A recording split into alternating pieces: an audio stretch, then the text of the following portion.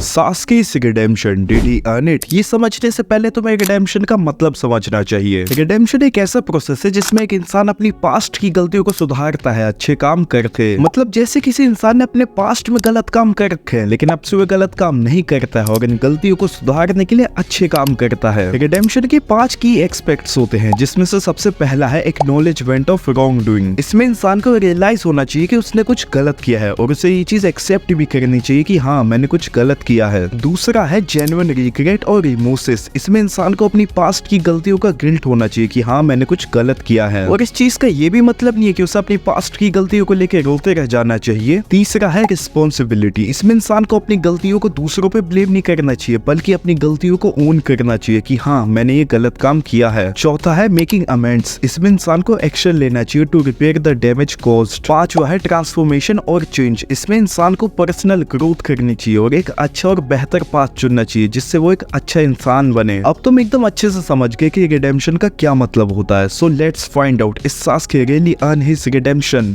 Sasuke Uchiha, one of the most important and best character in the series because of his dramatic character arc from a revenge-driven avenger to a redeemed hero. Seriously, इसका character development बहुत ही बढ़िया है। पर तब भी question यही आता है कि सास्के ने रिडेम्पशन अर्न की या नहीं। ये जानने के लिए हमें इसकी पूरी जर्नी को एनालाइज करना पड़ेगा। Sasuke's downfall, the path of darkness। तो सास्के के रिडेम्पशन को समझने के लिए हमें सबसे पहले ये एग्जामिन करना पड़ेगा कि वो क्या क्या चीजें थी जिसने इसे डार्कनेस में ढकेला। तो इसमें सबसे पहले था उचिहा मैसेकर। अपने ही क्लैन को अपनी आंखों के सामने मरते हुए देखना, वो भी अपने बड़े भाई के हाथों, वो भी उस बड़े भाई के हाथों जिसके जैसा तुम बनना चाहते हो। ये चीज किसी को भी पागल कर देगी लेकिन तब भी सास्के किसी तरह इस चीज को डाइजेस्ट कर भी लेगा। तो भी एक चीज जो वो डाइजेस्ट नहीं कर सकता था वो थी कि उसके बड़े भाई ने उसके पेरेंट्स को भी मार दिया था और वजह पूछने पे बता रहा था कि मैंने अपनी ताकत चेक करने के लिए इन सब को मार दिया। और इताची ने सिर्फ ये बताया ही नहीं बल्कि अपनी गेंजुत्सु की हेल्प से फोर्सफुली बार बार छोटे से सास्के को ये सीन दिखाया। ये चीज किसी भी मैच्योर आदमी को ट्रॉमेटाइज करने के लिए तो बहुत ही ज्यादा थी। सास्के तो तब भी एक छोटा सा बच्चा था, मतलब कोई सोच भी नहीं सकता है कि इस छोटे से बच्चे के दिमाग पे क्या बीत रही होगी। तो इताची जैसा चाहता था वैसा ही होता है। सास्के अब रिवेंज के पाथ पे चला जाता है। ये अपनी पूरी लाइफ डेडिकेट कर देता है इताची को मारने के लिए और उसे लगता है कि उसे इस चीज से पीस मिलेगी और इसी वजह से वो कोनोहा को बेट्रे करता है और ओरोचिमारू को ज्वाइन करता है ताकि वो पावरफुल बन सके। ये चीज शो करती है कि सास्के किस हद तक चला गया था अपना रिवेंज लेने के लिए। और इताची की डेथ के बाद सास्के को असली वजह पता चलती है कि इताची ने अपनी पावर्स चेक करने के लिए अपने क्लैन और पेरेंट्स को नहीं मारा था बल्कि कोनोहा के एल्डर्स ने इताची को बोला था ये करने के लिए। तो अपने बड़े भाई की सफरिंग को देखने के बाद और थोड़ा बहुत ओबितो से मैनिपुलेट होने के बाद सास्के ने अपनी लाइफ का एम बना लिया कि उसे कोनोहा को डिस्ट्रॉय करना है और ये चीज उसे विलेज का ट्रू एनिमी बनाती है। लेकिन उसे इस चीज से कुछ भी फर्क नहीं पड़ता था क्योंकि उसे तो अपने बड़े भाई इताची की सफरिंग का रिवेंज लेना था और इसी रिवेंज के लिए इसने 5 कागे समिट पे हमला कर दिया था ओबितो के साथ मिलके। और इसने डांजो को तो अकेला ही मारा था और ये चीज देख के दिल को सुकून बहुत मिलता है क्योंकि डांजो की वजह से ही तो उचिहा मैसेकर हुआ था और इताची ने इतना सफर किया था। इसी पॉइंट पे सास्के एक डेंजरस क्रिमिनल बन गया था जो कि रिवेंज के पाथ पे चल रहा था और ये रिडेम्पशन के आसपास भी नहीं था। लेकिन फिर यहीं पे 2 टर्निंग पॉइंट आते हैं जिसकी वजह से सास्के का रिडेम्पशन शुरू होता है। इसमें से सबसे पहली वजह थी रियूनियन विद एडो तेंसाई इताची। इताची की अनसेल्फिशनेस और विजडम को देखने और सुनने के बाद सास्के सोचने लगा कि बदला लेना वर्थ इट है भी या नहीं। और इसने जब इताची की ये लाइन सुनी कि true strength lies in protecting not in destroying, तो फिर वो कंफर्म हो गया कि उसे बदला नहीं लेना है। लेकिन जिस चीज ने इसकी रिडेम्पशन आर्क शुरू की वो थी मीटिंग विद एडो तेंसाई होकागे।